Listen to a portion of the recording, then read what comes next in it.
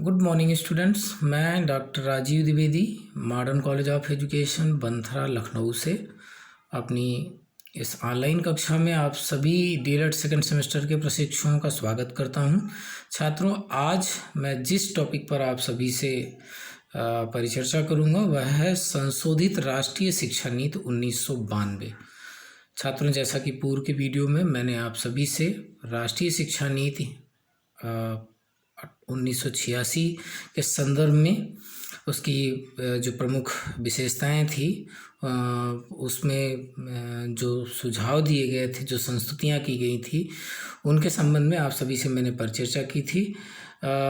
उसमें यह भी निर्धारित किया गया था कि प्रत्येक 5 वर्ष बाद इस शिक्षा नीति की समीक्षा की जाएगी और उसी के तहत जो संशोधित राष्ट्रीय शिक्षा नीति 1992 आई, उसी के तहत ये शिक्षा नीति आई थी। राष्ट्रीय शिक्षा नीति को हम सभी जानते हैं कि संसद द्वारा मई 1986 में अपनाया गया था। मई 1990 में राष्ट्रीय शिक्षा नीति 1986 की समीक्षा की गई और उसमें संशोधन के लिए कुछ अनुशंसाएं की गई। अनुशंसा देने के लिए आचार्य राममूर्ति की अध्यक्षता में एक समिति गठित की गई। इस समिति ने दिसंबर 1990 में अपनी रिपोर्ट प्रस्तुत की। केंद्रीय शिक्षा सलाहकार परिषद यानी CABE कैब के अनुरोध पर राष्ट्रीय शिक्षा नीति में संशोधन, राममूर्ति समिति की रिपोर्ट और नीति को प्रभावित करने वाली अन्य प्रासंगिक विकासों को ध्यान में रखते हुए राष्ट्रीय शिक्षा नीति 1986 में संशोधन के संबंध में संस्तुतियां प्रस्तुत करने के लिए आंध्र प्रदेश के मुख्यमंत्री श्री N जनार्दन रेड्डी की अध्यक्षता में एक समिति का गठन किया गया। इस समिति ने 1992 में अपनी जो रिपोर्ट प्रस्तुत की उसी को संशोधित राष्ट्रीय शिक्षा नीति 1992 के नाम से जाना जाता है। आइए हम लोग संशोधित राष्ट्रीय शिक्षा नीति 1992 की कुछ मौलिक विशेषताओं के संबंध में परिचर्चा कर लेते हैं।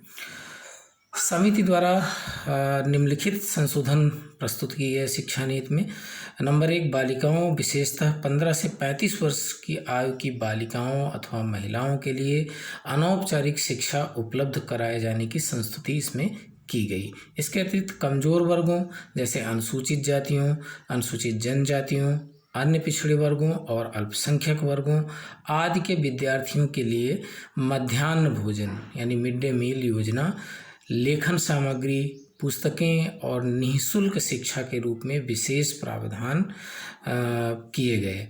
इसके अतिरिक्त पिछड़े अल्पसंख्यकों के लिए छात्रावास की सुविधाएं और बहुशिल्पीय शिक्षा,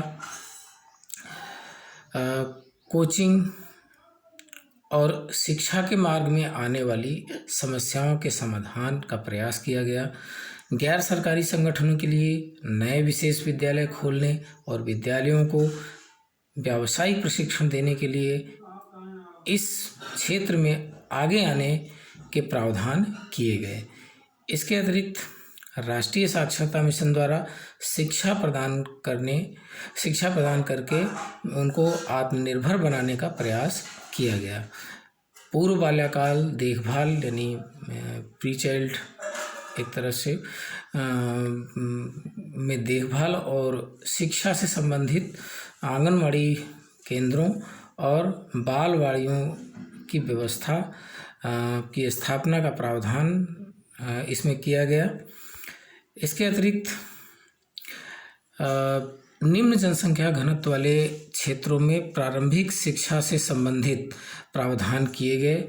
विद्यालय में नामांकन के अनुसार शिक्षकों की न्यूनतम संख्या का सुझाव दिया गया। इसके अतिरिक्त माध्यमिक शिक्षा में +2 स्तर तक वृद्धि के साथ साथ गुणवत्तापूर्ण शिक्षा में सुधार के प्रावधान भी इसमें किए गए। नवोदय विद्यालयों की गुणवत्ता में वृद्धि और दूसरे विद्यालयों के लिए एक आदर्श स्थापित करने पर बल दिया गया। उद्योग और रोजगार की आवश्यकताओं को पूर्ण करने हेतु व्यावसायिक शिक्षा का प्रावधान किया गया।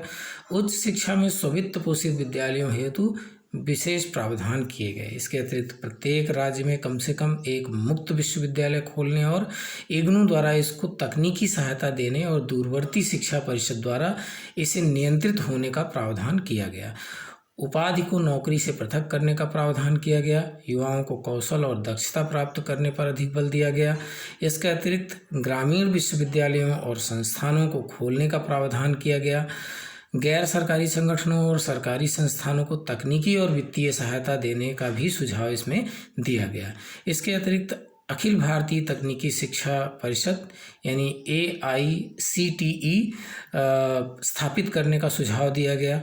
इसके अतिरिक्त शिक्षा में क्षेत्रीय स्तर से राष्ट्रीय स्तर तक और राष्ट्रीय से अंतर्राष्ट्रीय स्तर तक सांस्कृतिक संबंध स्थापित करने पर भी इस शिक्षा नीति में बल दिया गया। यह भी सुझाव दिया गया कि अनुसंधान केवल उपाधि प्राप्त करने तक ही सीमित न रह जाए, बल्कि इसके परिणाम का प्रभाव समाज को भी प्रभावित करे और समाज भी उससे अधिक से अधिक लाभान्वित हो सके। यानी रिसर्च में, अनुसंधान कार्य में गुणवत्ता लाने की बात पर इसमें जोर दिया गया। भाषाओं के विकास के लिए त्रिभाषा सूत्र को बढ़ावा देने की बात इसमें कही गई। हिंदी को राष्ट्रीय भाषा के रूप में विकसित करने की अनुशंसा की गई। इसके अतिरिक्त संचार माध्यम, रेडियो, कंप्यूटर और नई तकनीकों को शिक्षा प्रक्रिया के अंग के रूप में सम्मिलित करने की अनुशंसा भी राष्ट्रीय शिक्षा नीति, संशोधित राष्ट्रीय शिक्षा नीति 1992 में किया गया। खेल और अन्य शारीरिक गतिविधियों पर बल दिया गया। विद्यार्थियों को NCC, NSS में भाग लेने के लिए प्रोत्साहित करने का सुझाव भी राष्ट्रीय शिक्षा नीति 1992 में दिया गया। मूल्यांकन की प्रक्रिया को अधिक लचीला बनाकर और मूल्यांकन की प्रक्रिया में अनुचित साधनों का बहिष्कार कर प्रत्येक विषय में न्यूनतम अधिगम स्तर प्राप्त करने की संस्तुति गई, यानी मिनिमम लर्निंग लेवल प्राप्त करने की इसमें संस्तुति की गई। इसके अतिरिक्त जिला शिक्षा एवं प्रशिक्षण संस्थानों, डायट, शिक्षक शिक्षा केंद्र, CTES आदि को और अधिक मजबूत बनाने का इसमें प्रयास किया गया। ऐसे राष्ट्रीय अध्यापक शिक्षा यानी NCTE को संवैधानिक दर्जा दिए जाने की भी संस्तुति इसमें की गई।